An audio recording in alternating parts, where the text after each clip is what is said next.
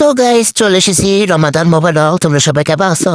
হ্যাঁ, দেখো দেখো এখন পুদিনা পাতা নিয়ে এসে পুদিনা পাতার হচ্ছে আজকে লেমনেড বানাবো।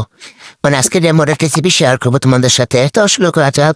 দেখো প্রথমে একটা ব্লেন্ডারের জায়গায় লেমনের বানানোর জন্য পুদিনা পাতা নিয়ে এসে হনে সেটাকে পুদিনা পাতার জুস বানিয়ে নেবো আগে। এই তো পুদিনা পাতার জুস হয়ে গেছে, দেখো ঢেলে নেবো। দেখো কত সুন্দর জুস হয়েছে। ভুলে গিয়েছিলাম জুসটা সেকে নিতাম। যাই হোক আরেকটা বাটি নিয়ে এসে সেখানে বলতাম ফ্রেশ জুস বের করেছি পুদিনা পাতার।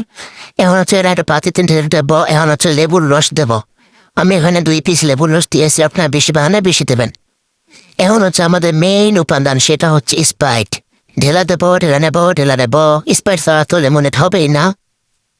তো এখন হচ্ছে মিক্স করে নেবো, মিক্স গুলিয়ে নেবো। একটু লবণ দিতে হবে 1 চিমটির মতো সামান্য।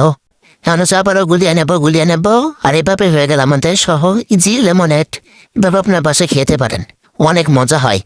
এখন হচ্ছে আমি ইফতারের জন্য হচ্ছে শরবত বানাবো ট্যাঙ্গের।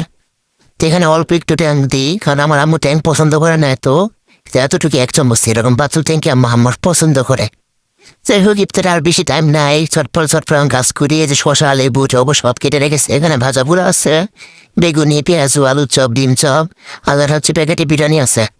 কিন্তু বিরিয়ানি এমনি বিরিয়ানি ইফতারের টাইম হয়ে গেছে, এখন আমি খাই। তোমরা দেখবা কে? তোমরাও বাসায় বানিয়ে খেতে পারো বা কিনে আনতে পারো। কিন্তু খাচ্ছি ইফতারের টাইম হয়ে গেছে, আদন টাদন দিয়ে দিচ্ছে আর এমনি শান্ত হয়েছে। বাই।